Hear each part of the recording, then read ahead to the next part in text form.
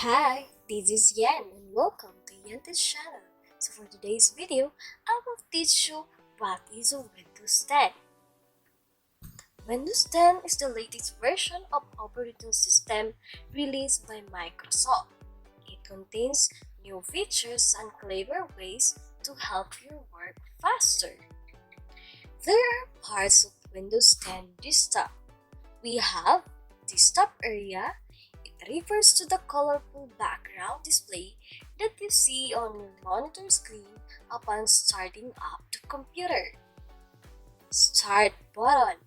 It opens the Start menu where you can see the list of programs in your computer. Search bar. It lets you search for document folders and programs in your computer. Next, we have the Quick Launch bar. It shows the icon of different programs for easy access with just a mouse click. Taskbar. It is the long horizontal bar at the bottom of your screen where you can see the programs that are currently in use. Notification area. It contains the digital clock of the computer. This area displays small icons that notify you about things that are happening in your computer.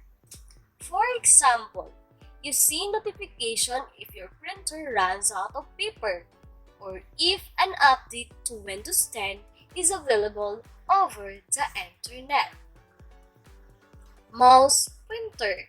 It is the arrow on the screen that moves along the desktop area when you also move your computer mouse. Desktop icons are a small picture on your desktop that represent programs and files.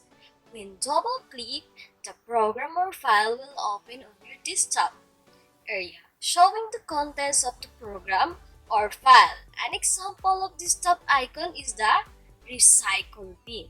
So that's all for today. Don't forget to like and subscribe for more videos.